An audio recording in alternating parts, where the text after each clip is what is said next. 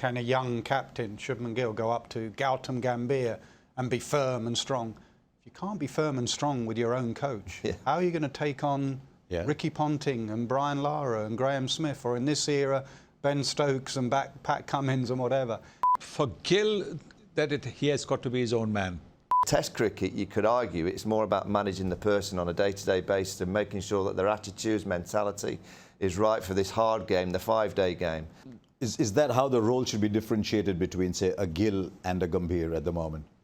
Yes, I think, you know, like Michael said, the coach has got to get the team ready for the test. But once the captain goes out, once they go out onto the field, that is where the captain comes in. Of course, with the captain, they'll be discussing, you know, combination. They'll be discussing, you know, who should bat at what number. Those are things, you know, those conversations need to be had as well. I look at the style of coach that you require for the different formats. And if you actually look at, you look at Baz McCullum, who's this free spirit, and I can't imagine Baz is a big data person going sitting next to the computer. He just manages people and makes sure that person arrives in the dressing room, not to say as a free spirit, but with an attitude to go out there and enjoy the game and take the game on. If you actually look at his record so far in white ball cricket, it's not that great. Whereas Gautam Gambhir, you know, Andy Flower, in my opinion, over the course of the last 20 years, is probably the best coach going. Very analytical, very data-driven. That is what white ball cricket is now. Whereas Test cricket, you could argue, it's more about managing the person on a day-to-day basis and making sure that their attitudes, mentality is right for this hard game, the 5-day game. So I just look at Gautam and think, you know, analytically he's brilliant in T20 cricket, white ball cricket. You know, the man management side of the job, it might be an area that he can improve upon. Going back to your question, your original, can a young captain, Shubman Gill, go up to Gautam Gambhir and be firm and strong? If you can't be firm and strong with your own coach, how are you going to take on Ricky Ponting and Brian Lara and Graham Smith, or in this era, Ben Stokes and Pat Cummins and whatever?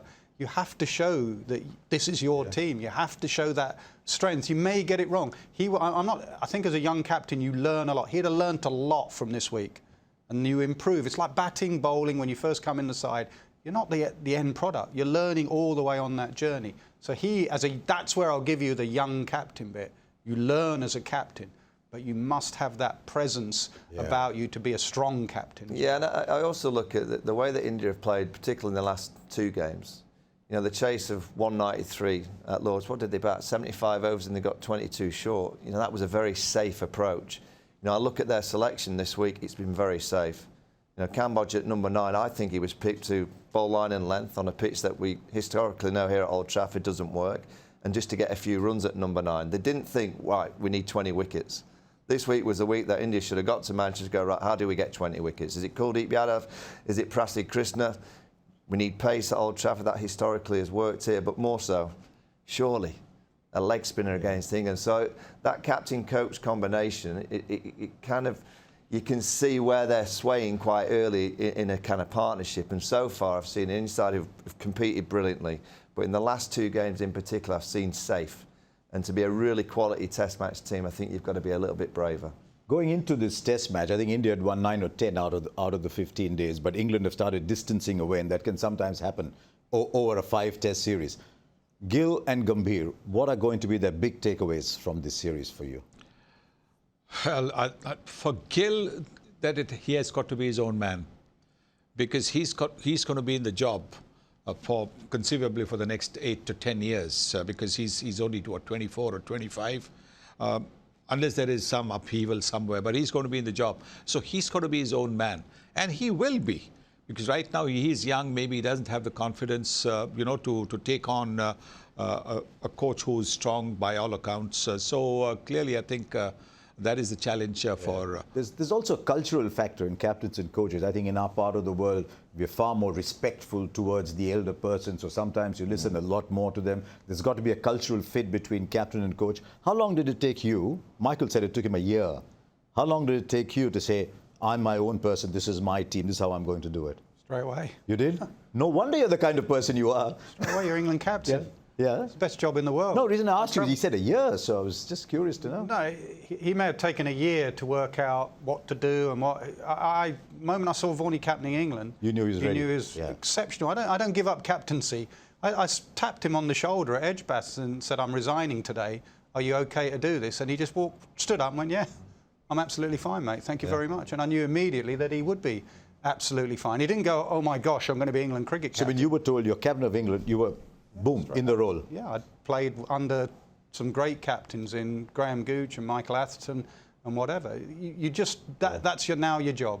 And to work with Duncan Fletcher within a week of speaking to Duncan Fletcher and having someone from the outside, that's what I know. I know it's helped. At times it's hindered Indian cricket. There's been times there's been clashes between Chappell and Ganguly, different cultures and whatever. And at times it's worked with Kirsten and Dhoni or whatever. But within a week of meeting Duncan Fletcher, I love to have the outside voice. Someone who hadn't been involved in English cricket. You know, he turned to me and went, we were officially the bottom side in the world.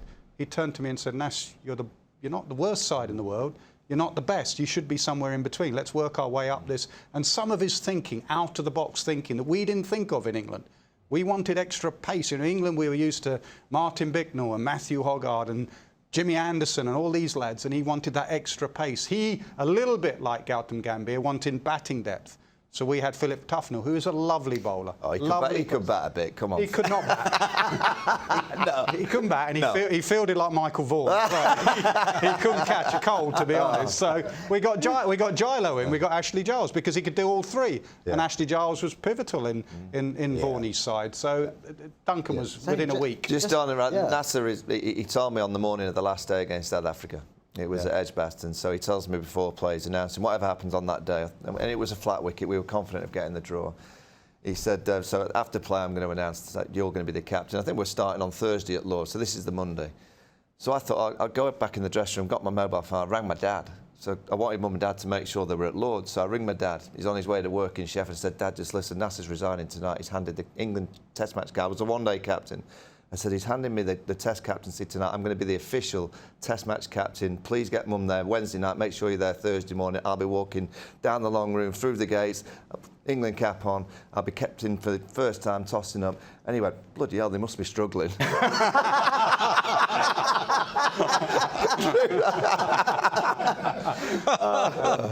How do I get a comeback line after that? Because my producer's in my ear asking me to go to a slightly more serious issue. But it's interesting, the whole cultural angle. Both Nas and Michael speak so highly about Duncan Fletcher. Didn't quite work in a different environment in India. Gary Kirsten did. He came from South Africa, slightly culturally more similar. And then India went to Rahul Dravid, who was looked up to, but who was very, very clear that he would support staff. Yeah, but look, I think traditionally the Indian thinking has been to respect those who have played the game. Yeah. And those who have done well at the international level. Gary Kirsten had got, what, 10,000 runs in one-day cricket and gotten over 9,000 runs in Test cricket, and he'd done it all.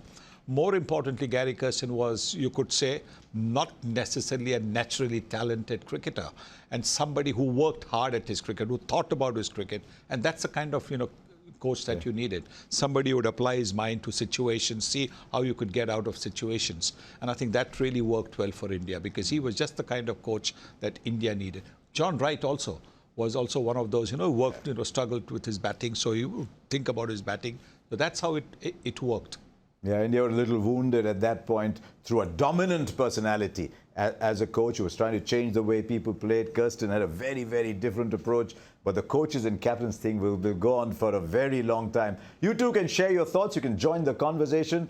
Go up on X and remember to send it to @Extraaa Innings. Remember, there's 3 A's in the extra, because there's 1, 2, 3, 3 A's in the extra. We'll take a break on this very program, Kent Extraaa Innings, and we'll come back. There's a cricket match happening, which is going England's way. It could be the end of the series today. 4th Test, live now. Watch it on TV channels of Sony Sports.